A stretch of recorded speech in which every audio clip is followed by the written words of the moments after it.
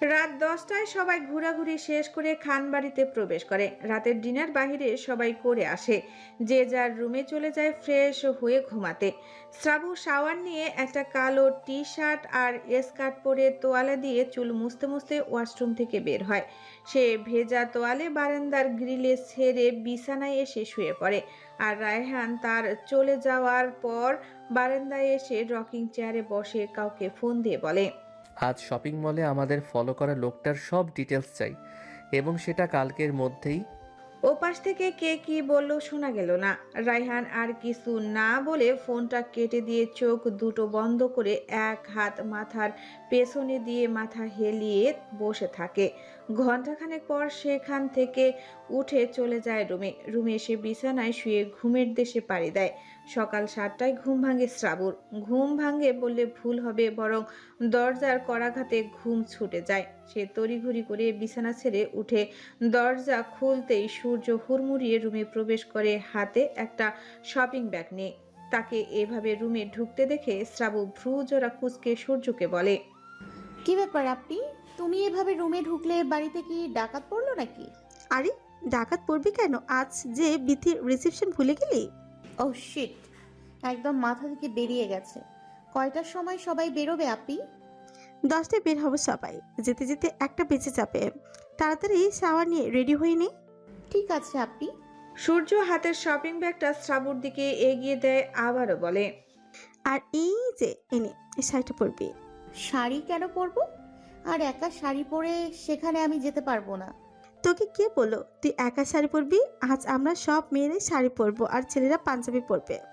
Wow, দারুণ idea. আচ্ছা তোমরা ওয়েট করো, আমি একদম রেডি হয়ে আসছি। তাড়াতাড়ি তৈরি হয়ে নিচে আয়। ওকে আপনি।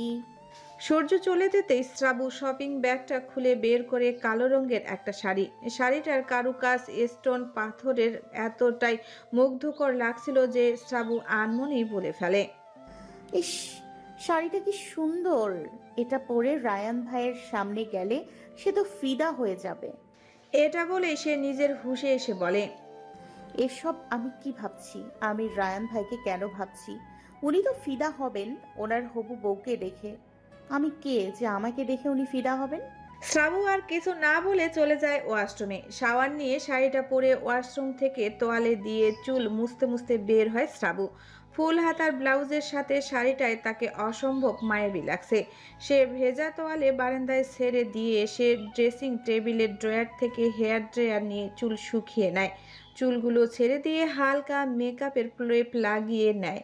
কানে আর গলায় সিম্পল ডায়মন্ডের নেকলেস আর কানের দুল। ব্যাস, এতেই তার সাজ কমপ্লিট। সে রুম থেকে বের হতেই দেখতে পায় রায়হানও তার রুম থেকে বের হচ্ছে। রায়হান পরেছে কালো শার্ট আর শার্টের উপর কোট। সে কোটের বোতাম লাগাতে লাগাতে রুম থেকে বের হচ্ছিল। সামনে শ্রাবুকে দেখে রায়হান থমকে যায়। বুক অস্বাভাবিকভাবে কাঁপছে। তার চোখ দুটো যেন দৃষ্টি স্থির করে রেখেছে শ্রাবুর উপর। সে আনমনেই বলে ওঠে, হলুদিয়া পাখি, আজ কালো কালারে সাজলি কেন? তোর কি রূপের অভাব পড়েছে যে কালো শাড়িতে রূপ দ্বিগুণ করতে চাইছিস? রায়হানের এহেন কথায় শ্রাবু কিছু না বুঝে রায়হানের দিকে চোখ গোল গোল করে তাকিয়ে বলল, রায়হান ভাই, আমাকে কি খুব খারাপ লাগছে? রায়হান কিছু না বলে আলতো হেসে চলে যায় নিচে। আর শ্রাবু তখনও ঠায় সেখানে দাঁড়িয়ে আছে। সূর্য নিচে নামতে গিয়ে দেখে শ্রাবু দাঁড়িয়ে আছে। তাকে দাঁড়িয়ে থাকতে দেখে সূর্য এগিয়ে এসে বলে, মাশাআল্লাহ সোনা, তোকে অনেক বেশি সুন্দর লাগছে। আপনি সত্যি সুন্দর লাগছে। হ্যাঁ পাখি, অনেক সুন্দর লাগছে। কিন্তু উনি তো শ্রাবুর পুরো কথা শেষ করতে না দিয়ে সূর্য শ্রাবুকে তাড়া দিয়ে বলে, পাখি চল, এমনি অনেক দেরি হয়ে গেছে। তারা নিচে আসতেই দেখতে পায় সবাই এখানেই আছে। জায়ান, সায়াম, জেরিনও আছে। শ্রাবু জেরিনের কাছে গিয়ে বলে, কেমন আছিস বেবি? আমি আলহামদুলিল্লাহ ভালো আছি। বাবা, আজ দুজনের ম্যাচিং করে শাড়ি পাঞ্জাবি পরার কারণ কি? জেরিনের কথায় শ্রাবু বুঝলো না জেরিন কি বলছে, তাই সে জেরিনকে বলল, কি সব উল্টাপাল্টা বলছি? কে ম্যাচিং করে শাড়ি পাঞ্জাবি পরেছে? ইস, বুঝতে পারছো না তাই না? হেয়ালি না করে বলবি তো। ওই যে তোমার আশিক জায়ান, ও আজ তোমার সাথে কালার মিলিয়ে পাঞ্জাবি পরেছে। জেরিনের কথায় শ্রাবু পিছনে ফিরে তাকিয়ে দেখে জায়ান তার দিকে এক দৃষ্টিতে তাকিয়ে আছে। সে জায়ানের কাছে গিয়ে বলে, কি ব্যাপার, আপনি কেন আমার সাথে ম্যাচিং করে পাঞ্জাবি পরেছেন? আর শাড়ি আপনি দিয়েছেন তাই না? জানেমান আমি দিয়েছি। তোমাকে তো মাশাআল্লাহ একদম অ্যাঞ্জেল লাগছে। হইছে, এত ঢং করতে হবে না। আহ, এভাবে বলো না, আমি ঢং করছি না, সত্যি বলছি। হয়েছে, এবার চলুন যাওয়া যাক। সবাই খানবাড়ি থেকে বেরিয়ে পার্কিং লটে গিয়ে গাড়িতে বসতেই সবাই বেরিয়ে পড়ল তালুকদার ভিলার উদ্দেশ্যে। আজ আবারও সেই অন্ধকার আচ্ছন্ন কুটিরে নতুন মেহমানের আগমন ঘটেছে। না, সে আসেনি, তাকে আনা হয়েছে মিস্টার আরসির আদেশে। একজন মধ্যবয়স্ক লোক, যার চোখ আর মুখ কালো কাপড়ে বাঁধা, হাত দুটো পিঠ পিছনে নিয়ে শিকল দিয়ে বেঁধে রাখা হয়েছে। তাকে ঘিরে দাঁড়িয়ে আছে 20 থেকে 25 জনের মতো কালো পোশাকধারী বলিষ্ঠ দেহের লোক। তারা সবাই মিস্টার আরসির গার্ড। অন্ধকার কুটিরে শুধুমাত্র একটি লাইট জ্বলছে, তাও সেটা লোকটির মাথার উপর, একদম নিভু নিভু আলো। কুটিরটা এমনভাবে পরিষ্কার করে রাখা হয়েছে যে কেউ দেখলে বুঝবে না এটা একটা ডেড সেল। অন্ধকার ঘরে হঠাৎ কারো পদধ্বনিতে গার্ডরা সবাই মাথা নিচু করে ফেলে। একজন গার্ড এগিয়ে এসে লোকটিকে চেয়ার এনে দেয় আর ব্যাগ টুল বাক্স এনে লোকটির পায়ের কাছে রাখে। চেয়ারে বসে লোকটি ইশারা করতেই একজন গার্ড এসে মধ্যবয়স্ক লোকটির চোখ মুখের কাপড় খুলে দেয়। চোখ মুখ খুলে দিতেই লোকটি চিৎকার করে বলে, কে আপনি? আমাকে কেন এভাবে বেঁধে ধরে রেখেছেন? কি ক্ষতি করেছি আমি আপনার? আরসি মাফিয়া ওয়ার্ল্ডের কিং, চিনিস তো নাকি? লন্ডনের সিক্রেট মাফিয়া। মিস্টার আরসিকে দেখার সৌভাগ্য সহজে কারো হয় না, কিন্তু তোর হলো। তুই কতটা লাকি রে। লোকটা আরসির কথা শুনে শুকনো ঢোক গিলে। সে লন্ডনের সিক্রেট মাফিয়ার কথা অনেক শুনেছে, কিন্তু সে তো লন্ডনে থেকে বাংলাদেশে কখনো আসেনি। তাহলে আজ হঠাৎ কি এমন হলো যে বাংলাদেশে চলে আসছে? আপনি লন্ডনের সিক্রেট মাফিয়া MRRC, কিন্তু আপনি তো লন্ডনের বাইরে যান না, তাহলে আজ হঠাৎ বাংলাদেশে এসে আমাকে কেন টার্গেট করলেন? হুম, আমি কাউকে আনসার করি না। বড্ড ভুল করলি আমাকে প্রশ্ন করে। আরে আমার অপরাধটা কি সেটা তো বলুন, আমি কি করেছি? ও সরি, বড্ড ভুল হয়ে গেছে আমার। তোকে তো বলাই হয়নি তোর অপরাধটা কি। চল তোকে বলি তোর অপরাধটা কি।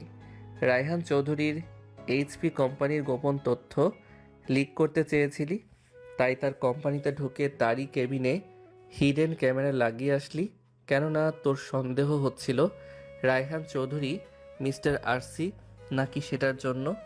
কিন্তু তুই তার কিছু জানতে পারলি না। রায়হান চৌধুরী ডিটেলস জানতে তারপর টার্গেট করলি SK কোম্পানিকে। তার প্রোডাক্ট জাল বলে সমালোচনায় তুলতে চেয়েছিল, কিন্তু সেটাও পারলি না রায়হান চৌধুরীর জন্য। কাল তুই শপিং মলে যে মেয়েটাকে টার্গেট করে কিডন্যাপ করতে চাইলি, সেই মেয়েটাই রায়হান চৌধুরীর জান। আর তুই সবটা ভালো মতো খোঁজ নিয়েই মাঠে নেমেছিলি, কিন্তু তুই তো বোকা, তাই তোর প্ল্যানে তুই সাকসেস হতে পারিসনি। ভাবছিস এত কিছু কিভাবে জানলাম? হ্যাঁ, আমি রায়হান চৌধুরী আর লন্ডনের সিক্রেট মাফিয়া মিস্টার আরসি। এসব জানা আমার পক্ষে অসম্ভব কিছু না। তোকে আমার লোক ওয়ার্নিং দিয়েছিল শুধরে যেতে, তুই শুধরাসনি, বরং আমার কলিজায় আঘাত করতে চেয়েছিলি। কুত্তার বাচ্চা, তুই আমার সাথে টক্কর নিতে এসেছিলি। কথাটা বলেই রায়হান বসে থেকে সজোরে লাথি বসায় লোকটির মুখে। লোকটি চেয়ার সহ উল্টে পড়তেই রাজ এগিয়ে এসে লোকটিকে আবারও বসিয়ে দেয়। রায়হান ব্যাগ খুলে একটা 7 ইঞ্চি ছুরি নিয়ে সেটা হাতে ঘুরাতে থাকে। লোকটি বুঝতে পারে আর যাই হোক, তার মিস্টার আরসির সাথে পাঙ্গা নেওয়া ঠিক হয়নি। তাই শুকনো ঢোক গিলে রায়হানকে উদ্দেশ্য করে বলে, আমার ভুল হয়ে গেছে, আমাকে মাফ করে দিন। আমি আর কোনোদিন আপনার সামনেও আসবো না। আমার বাসার দুটো ছোট ছোট বাচ্চা আছে, আমাকে মারবেন না। আমার কিছু হয়ে গেলে তারা পথে বসে যাবে। রায়হান চৌধুরীর ডিকশনারিতে দয়া, মায়া, ক্ষমা বলতে কিছুই নেই। আর যদি থেকেও থাকে, সেটা শুধুমাত্র আমার হলুদিয়া পাখির জন্য। ভুল যখন করেছিস তার শাস্তি তো তোকে পেতেই হবে। কথাটা বলতে বলতে রায়হান তার হাতের ছুরিটা বসিয়ে দেয় লোকটির ওরুর উপর। লোকটির চিৎকার অন্ধকার কুটুরির চার দেওয়ালে বাড়ি খেয়ে বড্ড ভয়ঙ্কর শোনায়। রায়হান বিরক্ত হয়ে রাজকে বলে, এই বালের মুখ বন্ধ কর। রাত সাথে সাথে এসে লোকটার মুখ আটকে দেয়। রায়হান ব্যাগ থেকে একটা সিলারেস নিয়ে বাঁকা হেসে লোকটিকে বলে, তোর এই হাত দিয়ে ক্যামেরা লাগিয়েছিলি না আমার কেবিনে? চল আজ আগে তোর আঙ্গুলগুলোই তুলে নেই। কথাটা বলতেই সিলারেন্স দিয়ে লোকটির 2 হাতের 10টা আঙ্গুল তুলে নেয়।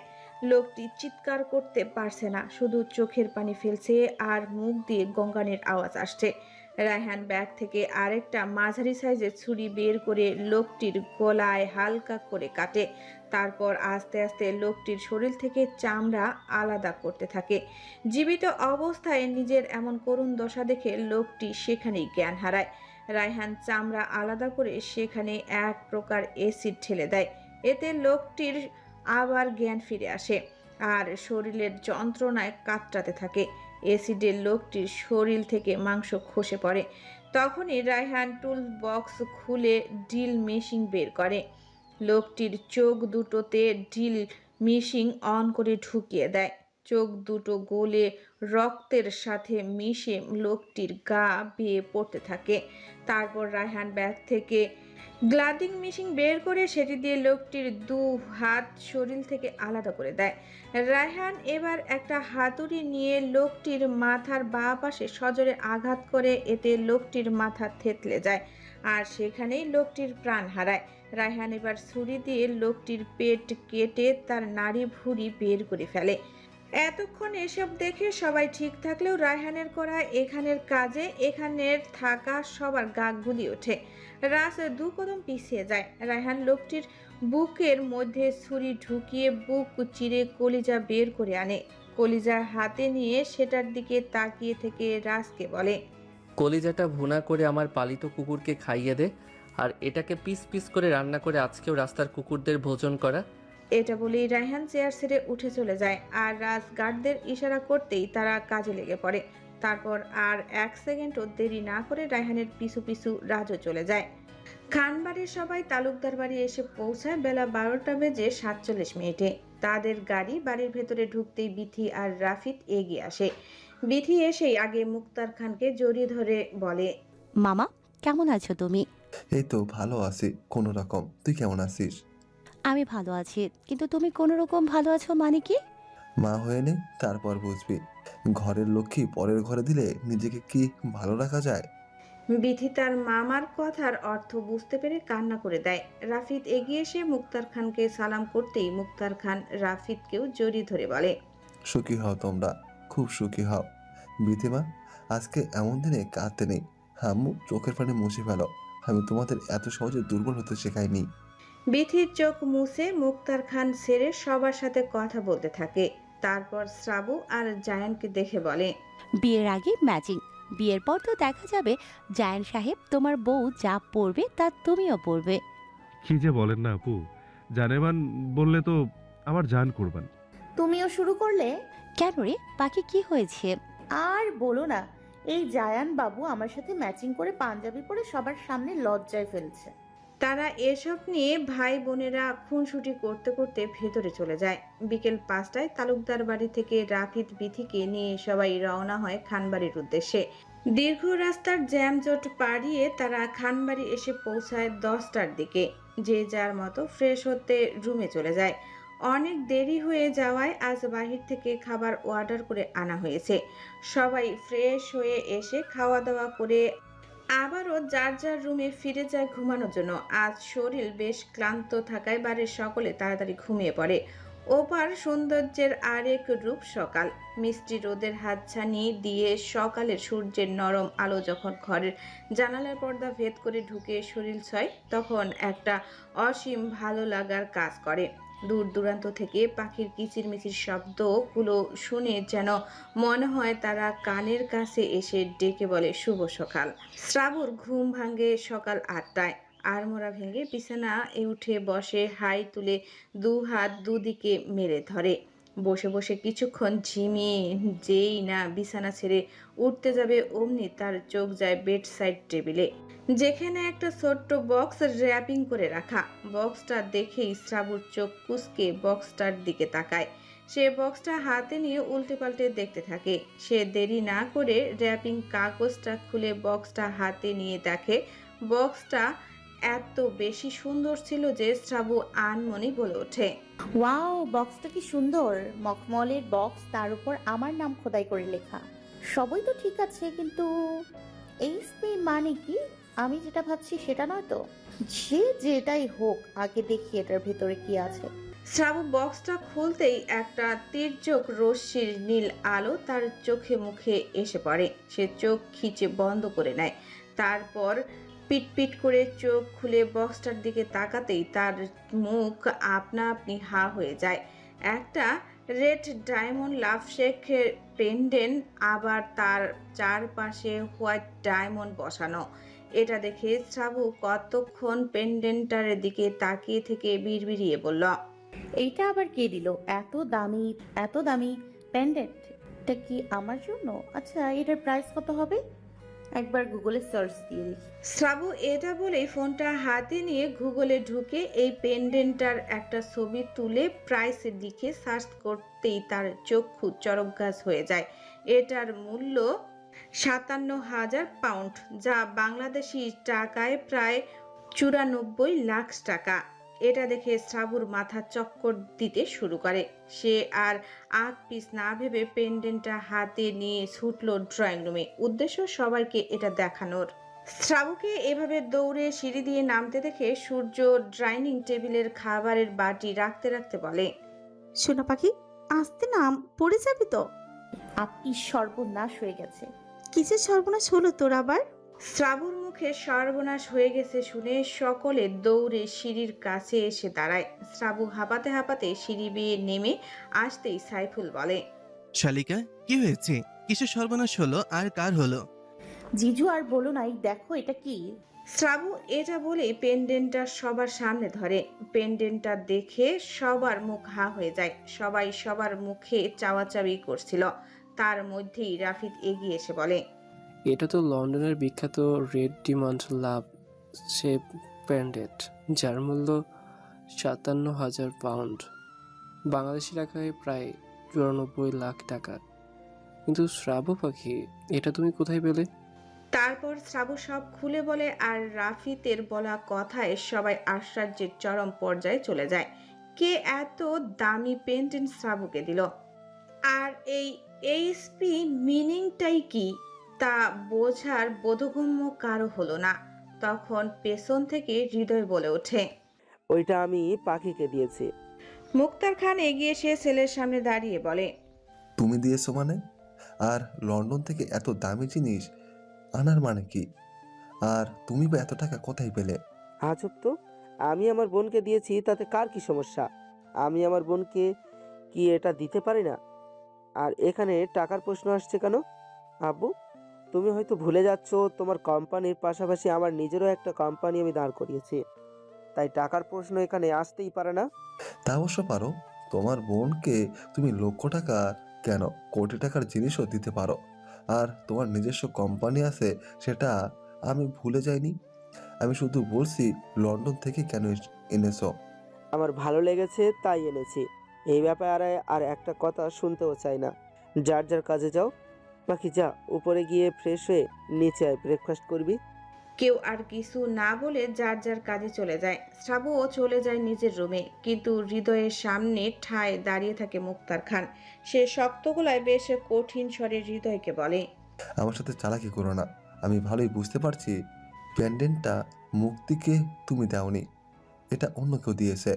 সেটা আপনার ব্যাপার আব্বু। আপনি এই ভাবাভাবির কাজগুলো 5 বছর আগে করলে আজ আমাদের ফ্যামিলিটা আরো সুন্দর থাকতো। কি বলতে চাইছো তুমি হৃদয়? যেটা আপনি বুঝতে পারছেন। হৃদয়, আব্বু আস্তে চিল্লান, জোরে চিল্লালে আপনারই সমস্যা হবে, আমার না। তুমি এবার বেশি বেশি করছো হৃদয়। কোনটা বেশি মনে হচ্ছে আপনার কাছে আব্বু? এসব বাদ দিন আব্বু, আপনি ওদের দুজনকেই অসম্ভব ভালোবাসেন, সেটা আমার থেকে কেউ ভালো জানে না। তাই অন্তত সবার সামনে নাটক করলেও আমার সামনে করবেন না আব্বু। কথাগুলো বলেই হৃদয় চলে যেতে নিলে মুক্তার খান আবারও বলে, মুক্তির বিয়ে আর 2 মাস পর, তাই তাকে বলে দিও নাটক শেষ করতে। হৃদয়ের পিছু না ফিরে আলতো হেসে বলে, আব্বু আপনি বোকা কিভাবে হলেন? তার প্রাণ পাখিকে আদৌ কি অন্য কারো হাতে দিবে? দিবে না। তার নিঃশ্বাস চলে গেলেও পাখির নামে সে পাখিকে ছাড়া নিঃশ্বাস নিবেও না।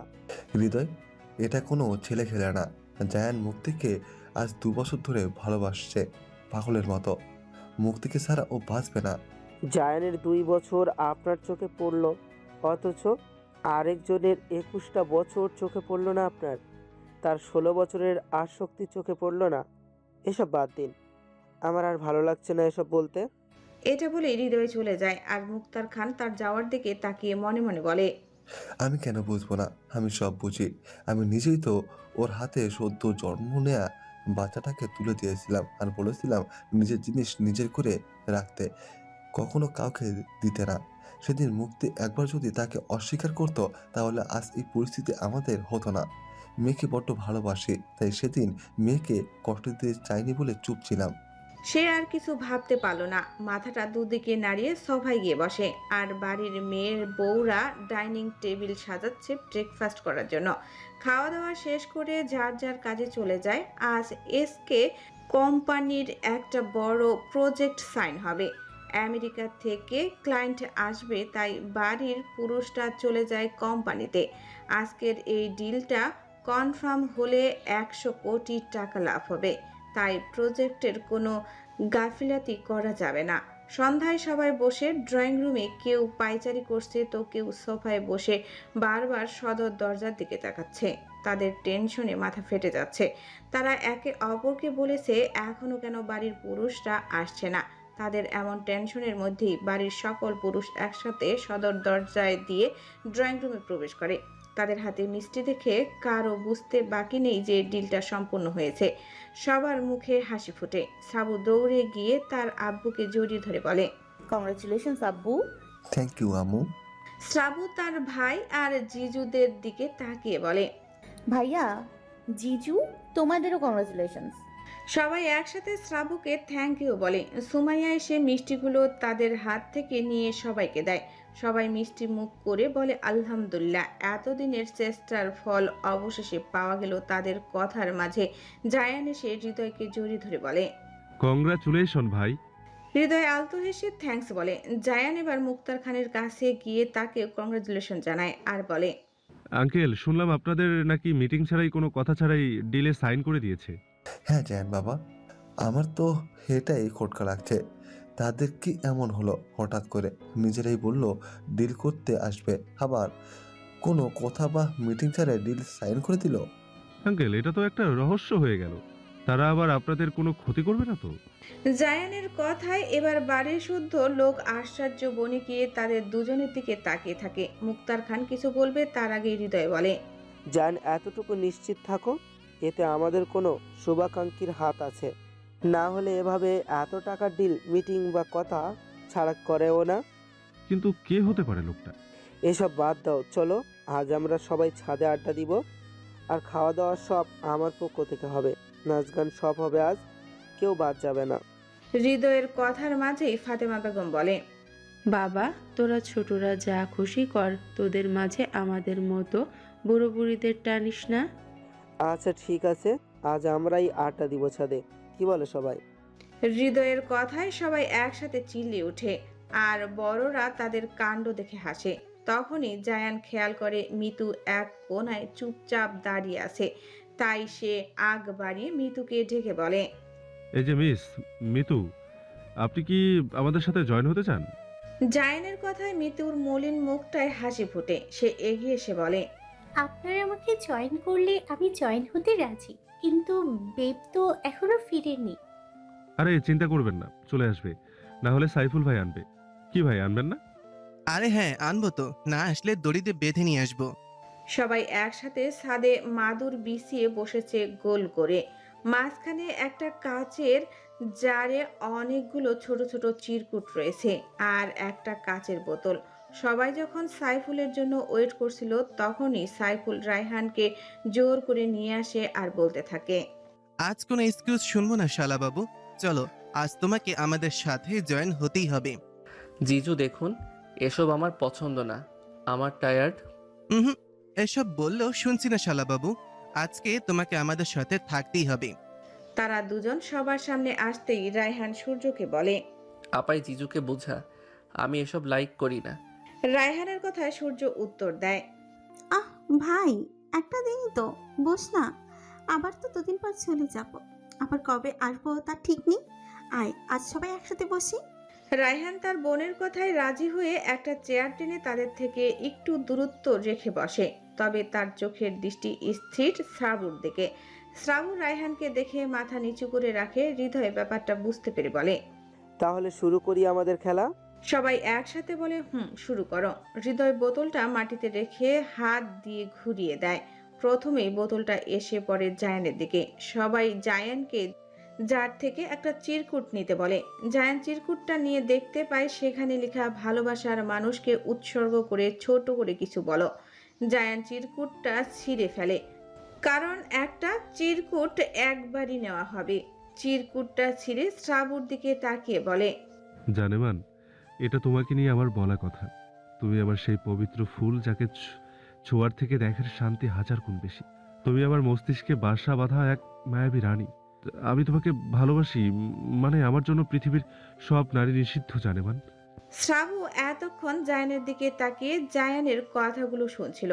আর এদিকে রায়ানের রাগ যেন বেড়েই চলছে। তার সামনে বসে তারই পাখিকে জানেমন বলছে। সে নিজেকে কন্ট্রোল করতে হাত দুটো মুষ্টিবদ্ধ করে নেয়।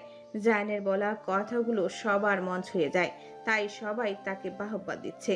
হৃদয় আবারও বোতল ঘুরায়, এবার এসে পড়ে বিথির দিকে। সে একটা চিরকুট নেয়, খুলে দেখে সেখানে লেখা, তোমার ভালোবাসার মানুষকে কিভাবে চিনেছো। বিথি কাগজটা ছিঁড়ে ফেলে বলতে শুরু করে, রাফিদকে আমি চিনেছি একটা মেয়েকে কলেজে রেক দেয়া থেকে বাঁচাতে, আর সেদিন আমি তার প্রেমে পড়ে যাই। রাফিদ তখন আগ বাড়িয়ে বলে, কিন্তু প্রপোজটা তো আমি আগে করেছি, কারণ তাকে আমি আগে থেকেই চিনতাম আর পছন্দও করতাম। তাদের দুজনের কথায় সবাই হাসে। এবার বোতল ঘুরাতেই শ্রাবুর দিকে পড়ে। সে একটা চিরকুট হাতে নিয়ে দেখে সেখানে লেখা, দীপান্বিতা গান গাইতে হবে, তাও আবার 3 জনকে মিলে। শ্রাবু চিরকুটটা ছিঁড়তেই জায়ান বলে ওঠে, আমি জানেমানের সাথে গান গাইব। এখন আবার সাইফুল পাশ থেকে বলে, রায়হান তুমি ওদের সাথে জয়েন হও। সাইফুলের কথায় রায়হান বিরক্ত হয়ে বলে, জিজু এসব প্লিজ বলবেন না। আমি আপনার এই কথা রাখতে পারবো না। এসব রংঢং করা আমার ধাঁচে নেই। তখনই বিথি পাশ থেকে বলে, একটা গানই তো, গান না প্লিজ। একদম নাটক করবি না আপু, এসব আমি লাইক করি না। যেন জোর করছিস কেন? তখনই মিতু বলে ওঠে, বে, একটা গানই তো, গাও না, সবাই এত করে বলছে, গাও। রায়হান আর চোখে মিতুকে এক পলক দেখে নিয়ে বলে, ওকে ঠিক আছে, গাইব, শুরু হোক। জায়ান পাশ থেকে বলে, জানেমান শুরু করবে, তারপর আপনি বলবেন, এরপর আমি।